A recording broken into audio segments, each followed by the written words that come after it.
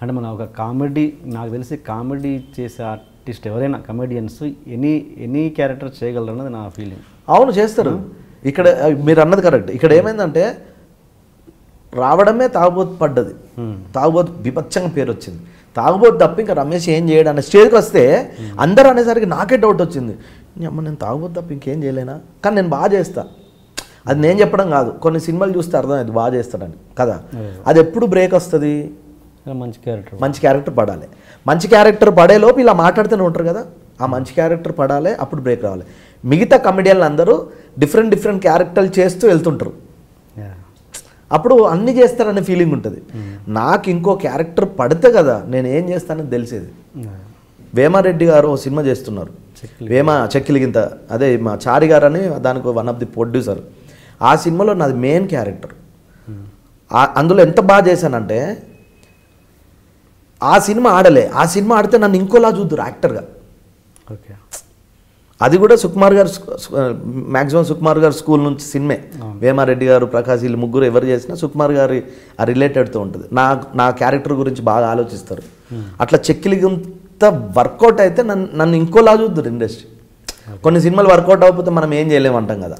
అది ఇక్కడ పడడం అంటే ఇక్కడ సినిమా వేషం రాయడము, ఆ సినిమా అద్భుతంగా ఆడడము, అందులో మనకు మంచి పేరు రావడము, అందరు మాట్లాడుకోవడం, ఇలా అవార్డు రావడం, ఇదంతా మనం అనుకుంటే జరగదన్న. ఇది తలరాత, గాడ్ స్క్రీన్ ప్లాన్. ప్రతి ఇంటర్వ్యూలో అంటుంటా నేను. అదేంది రొటీన్ వర్డ్ అయిపోయింది. రొటీన్ వర్డ్ కాదు అంటే నేను ఏం నమ్ముతా అంటే, చాలామంది నమ్మినా నమ్మకపోయినా మనిషి తలరాతను మించింది ఈ ప్రపంచంలో ఇంకోటి లేదనేది నా నమ్మకం అన్న. మరి అది నా పిచ్చో వేరో నాకు తెలియదు, కానీ దాన్ని బాగా నమ్ముతాను నేను. ఓకే, అలా అని చెప్పి ప్రయత్నం చేయకుండా ఇప్పుడు ఒక్కటే, నేనేమైనా తాయితలు కట్టుకొని ఇక్కడ దాకా రాలేగా, అదే పొట్ట చేత పట్టుకొని ఓ బ్రీఫ్ కేసు, ఓ బ్యాగు, 8,000 రూపాయలు ఇన్స్టిట్యూట్ అయిన తర్వాత వచ్చిన. నేను కష్టపడితేనే నాకు పేరు వచ్చింది, నేను కష్టపడితేనే సినిమాలు పడ్డాయి, నేను బాగా చేస్తేనే వేషాలు పడ్డాయి.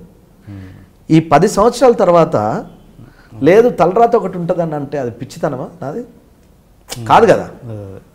మరి అప్పుడు నేను తలరాత నమ్మలే. చల్ నీ అమ్మ నేను ఏం చేసినా నడుస్తా అనుకున్నా. నేను ఏం చేసినా నేను ఇంకోటి, నేను యాక్టర్ అవుతానని చెప్పి వచ్చి యాక్టర్ అయినా. 10 సంవత్సరాల తర్వాత 2006, 2016, 17 10 సంవత్సరాల తర్వాత లేదు తలరాత కూడా ఉంటుంది, లేకపోతే ఇంత పేరు రాకపోవు కదా, ఇంకా రావాలి. అవును, ఏదో చిన్న కొడుతుంది, మళ్ళీ ఒక బ్రేక్ వస్తుంది. ఇదంతా నేను ఏదో మీ ఫిలాసఫీ చెప్పట్లేదు నేను, ఇది ఫ్యాక్ట్ అన్న. ఇది నమ్మినా నమ్మకపోయినా అంతే. Please subscribe to iDream. Please subscribe for more videos.